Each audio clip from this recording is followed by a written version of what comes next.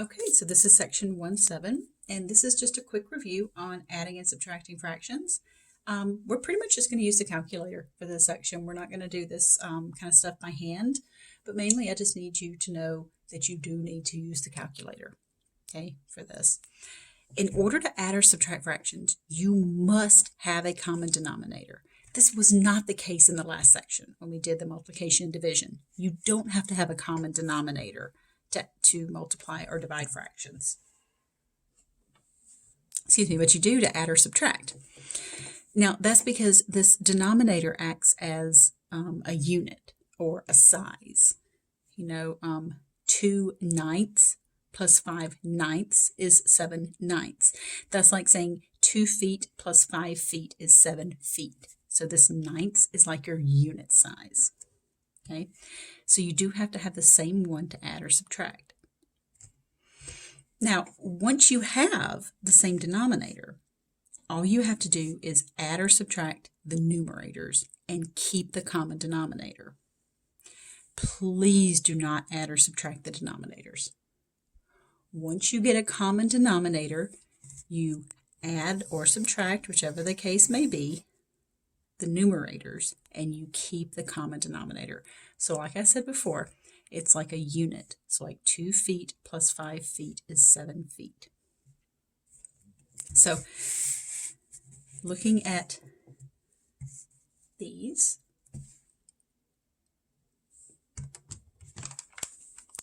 I can grab the calculator and have it handy here. Let me just go ahead and do this one. So that was 2/9 plus 5/9, we get 7/9. So you just have to put the fractions in. Make sure that when you do this plus, that you're out of this denominator.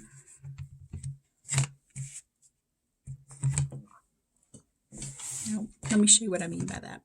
So we have these two fractions, right? They have the same denominator, 23, and they're subtracted. So all you have to do is subtract 11 minus 9 and keep the common denominator.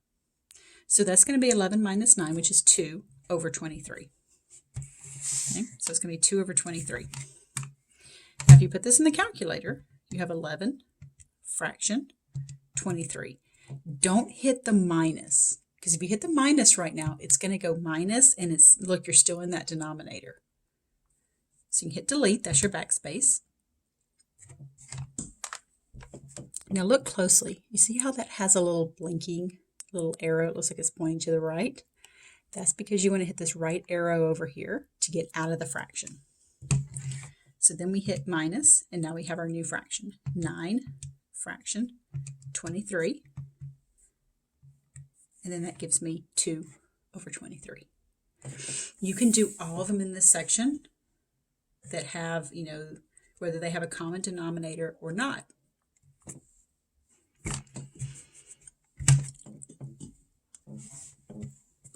Now, if they have a common denominator, it's probably easier and quicker to just do it without a calculator.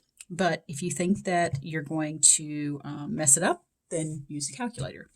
What you need to not do is you do not need to subtract here and get 2 and then subtract here and get 0, because then you're just going to get undefined every single time.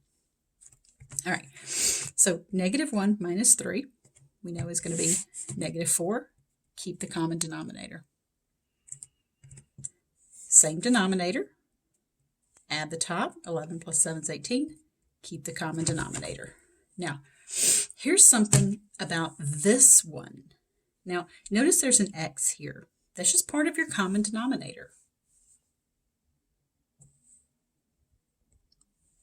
So this x is just along for the ride. Okay? But notice that something about these three fractions, none of these reduced. This one, we get 18 over 15. This fraction reduces. That reduces to be 6 over 5. Notice this x is just along for the ride. Now let's be careful. You don't want to put x squared here. Remember in the last section we were multiplying fractions and we had x times x was x squared. That's not multiplication. Okay, so don't put a squared over here. You're not multiplying those, you're adding them. And the way you add fractions with a common denominator is to add or subtract across the top and then keep the common denominator. So here's what I would do with this one. I would say, okay, this x is common, so it's along for the ride. You could do this on the calculator by doing 11 over 15 plus 7 over 15. Now watch what happens. Not only does it add them, but look, it goes ahead and reduces it for you. So we get 6 over 5. So we get that 6 over 5. So we can omit this step altogether. If you use the calculator, it's going to add it and reduce it for you.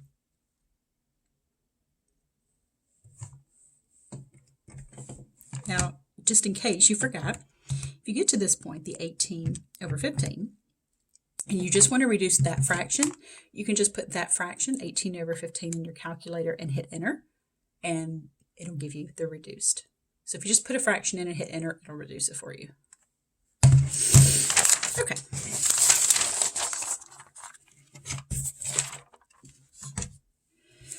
All right, so if we want to add 5 6 plus 1/8, the most common mistake is that people try to add or subtract the same way you multiply, and that's straight across the top and straight across the bottom. That's how we multiply. Addition and subtraction. Sorry. So I get for making videos late at night, huh? Addition and subtraction don't work that way. You have to have a common denominator. Now, if you wanted to go through all the steps, I went ahead and wrote them out here for you in my little happy little thought cloud over here. You could rewrite 5 6 as 20 over 24 and 1/8 as 3 over 24. That way you have a common denominator of 24. Now, I know what you're thinking, right? You're looking at that going, oh, well, that just happens to be the least common multiple of 6 and 8. You are absolutely right. So if you get the least common multiple of these two, and then you rewrite them as bigger fractions, this should look familiar from previous sections that we did, then you add 20 over 24, 3 over 24, and you get 23 over 24. You add the top, keep the common denominator. Do not, for the love of all that is good and holy, please do not add this and get 6 over 14. It is not right. It is never going to be right. I am not withholding information from you. I am not making this harder than it should be. And it's like, oh, there's a shortcut. She's just not telling me. No. I promise you, if there was a shortcut, I would tell you. There's not. Well, the shortcut here is to use a calculator. So we do 5 6 plus 1/8, and we're going to ooh and ah over. Oh, look at that, 23 over 24. Oh, it's a Christmas miracle. Ah. Now, apparently I felt so passionate about that, even when I wrote my notes too. Do not add straight across and get 6 over 14. It is wrong. Don't tell me, oh, it's just a different way of doing it. No. It's wrong. Okay? It is absolutely wrong. And I know that you're going to fall into this trap. So, you not today, Satan. You got to resist it. Okay. So all I want you to do now is just grab your calculator and practice. Pause the video, grab your calculator, and make sure you can get the same answer that I'm about to get. And I'm going to show you, pushing buttons on the calculator so you can see if you did something wrong based on what buttons I push and, what my screen looks like. So you should pause it, try to do this, try to work ahead of me, see what you get. Okay, so let's clear off what I had there. So we have 8 fraction 9. I'm going to go over here to the right and get out of that fraction. Minus 5 fraction 12. Again, to the right to jump out of that fraction. Minus 1 fraction 4. So there's my subtraction. So there's my problem. Make sure that you typed it in correctly. Hit enter. We get 2/9. Now, let's just throw some variables in there. Remember with the last one, we had that x in there, and I told you to make sure that you didn't multiply it and get x squared. Same thing here. You're not multiplying. So what do? Well, you just notice that this y is common, so it's just along for the ride. So you're just going to use the calculator on the numerical parts of this, okay? So if you just pull out the numerical parts, oops, sorry about that, that was louder than I expected. And you just do that on your calculator, because you can't put those y's in your calculator. I know there's a variable key, but that's just for plugging in values. So let's use the calculator to do this. Do not just add and subtract across the top and across the bottom. You cannot do that. So we're going to do 7 over 10, right arrow to get out of the fraction, plus 1/5, right arrow to get out of the fraction, minus 2/3.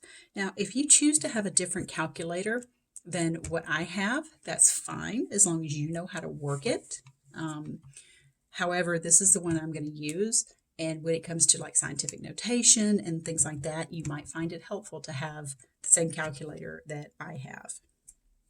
And this one, I've seen this one for maybe like anywhere from, $14 to $20 at like Office Max, Walmart, Amazon, things like that. So it shouldn't be too terribly expensive. Some calculators can range up to $100. So this one, as far as that, $100 range goes, this one is kind of inexpensive. It's from that $15 to $20.